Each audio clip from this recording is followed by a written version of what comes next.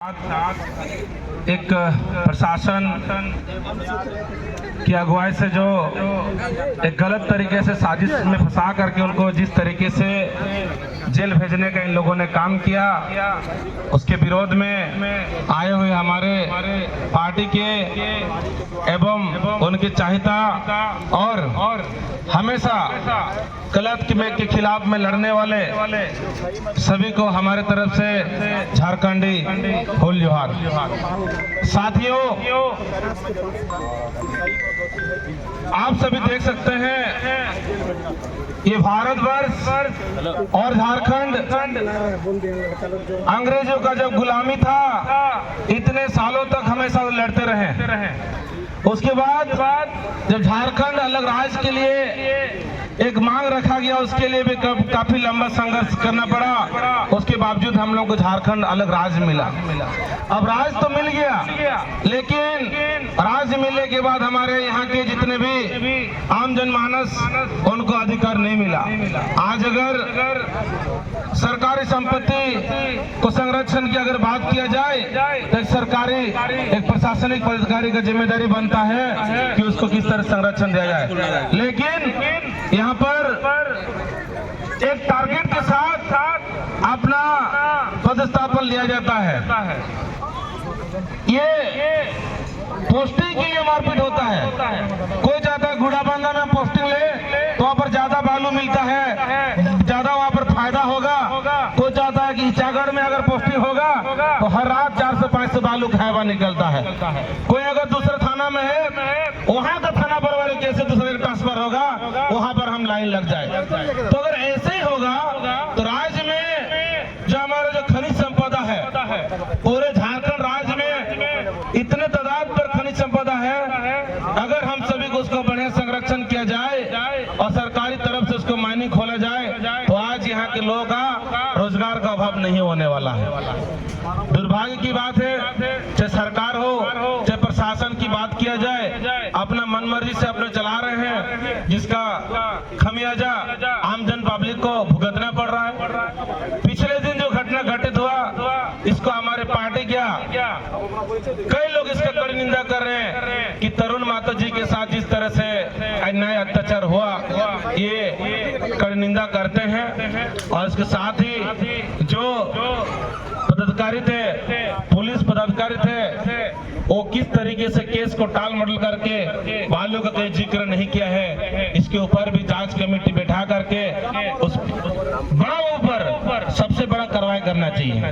आज इसलिए थाना क्षेत्र में बड़ा को दिया जाता है कि उनके खनिज संपदा या कोई भी अपने क्षेत्र का चीज हो उसको संरक्षण करने का वो काम करे। लेकिन यहाँ पर माफियाओं के लोग साठ गढ़ करके उसको रातों रात बेचने का काम करते हैं। और अगर वहाँ तरुण माता जी पहुँचते हैं, उसके साथ गलत इल्जाम करके, उसके साथ मारपीट करके, हवा फायरिंग करके, लोगों को डरा धमका करके उसको जेल में हाजत में अंदर करके माफियाओं के साथ जो मारपीट किया उनके साथ, ये बहुत बड़ा गलत किया है और इसमें हम सभी को जागने की जरूरत है। अगर ऐसा ही चलते रहेगा तो झारखंड में एक भी खनिज संपदा नहीं बचेगा।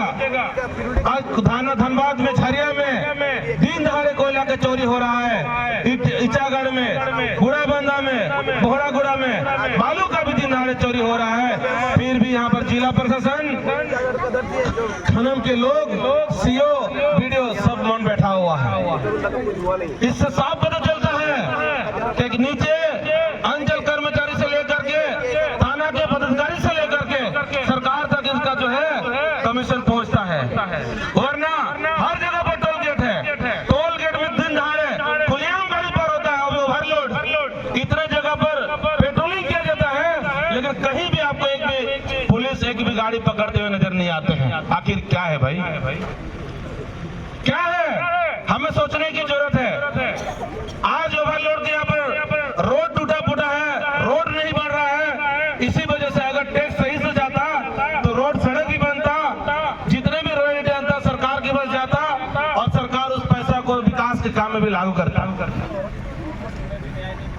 झारखंड 25 साल हो गया, लेकिन अगर ऐसा ही चलते रहेगा तो आने वाले समय में इसका और बदतर स्थिति होते जाएगा, विकास कभी नहीं करेगा। जिस तरीके से एक छोटे छोटे कर्मचारी किसी भी काम को जब हैंडओवर करते हैं, सारे हिसाब के साथ करते हैं। अगर मान लेते हैं कोई भी अधिकारी होता है, किसी ब्लॉक का हो या किसी भी अंचल का हो, तो क्या करते हैं, उसका हिसाब करके उसको सबमिट करते हैं कि आपके इतना सामान है, उसका हम हैंडओवर कर दिए। आज एक सीओ को भी अगर उत्तरांचल में 10 एकड़ का जमीन बचा हो तो उसको दिखा देना चाहिए सरकारी संपत्ति का जमीन 10 एकड़ आपके पास है, बाकी जमीन इतना है। दूसरा, आने से पहले उसको हैंडओवर करना चाहिए। उसी प्रकार से अगर कोई बड़ा बाबू भी हो या कोई माइनिंग के अधिकारी हो तो उसको कम से कम दिखा करके हैंडओवर करना चाहिए, ताकि आने वाले समय में कुछ भी इस तरह का वो चोर नहीं कर सके। अन्यथा बालू हो या पत्थर हो, इसी तरह से वो लोग गलत तरीके से जो है उसको बेचने का काम करेंगे और गलत वसूली करके अपना फायदा उठा करके आसपास के लोगों को परेशान करके अपना इस तरह से गलत वसूली करते रहेंगे। अगर इसको हम लोग को रोकना होगा, अपने क्षेत्र के लोग एक जागरूकता होना होगा, एकजुटता होना होगा। हम सभी का जिम्मेदारी है, सरकारी संपत्ति को, जल जंगल जमीन को बचाने का हम सभी का जिम्मेदारी है। अगर उसके साथ कोई अन्याय करे, उसको छेड़छाड़ करे, हम सबको आना होगा। आज तरुणा को गलत तरीके से फंसा करके जेल भेजा गया, लेकिन आज हम लोग इस मंच के माध्यम से हम लोग को झारखंड में ऐलान करना चाहते हैं कि आपके क्षेत्र में अगर कहीं पर भी इस तरह का चले तो आप उसको रोकने का काम करेंगे। जहां भी इस तरह गलत होगा, जेल कैंप को खोजिएगा, जेल कैंप पहुंचेगा और गलत को रोकने का काम करेगा। और जेल कैंप हमेशा अन्याय के साथ लड़ा है, आगे भी लड़ते रहेगा। जहाँ भी गलत होगा खड़ा होगा और उसको रोकने का काम करेगा।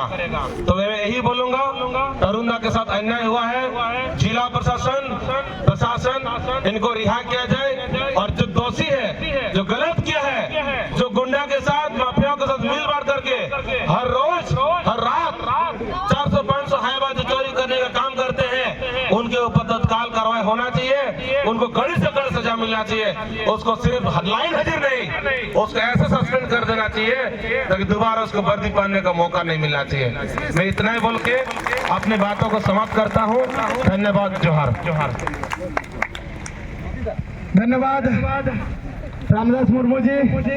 हमारे बीच हमारे इस जिला के युवा मोर्चा के जिला अध्यक्ष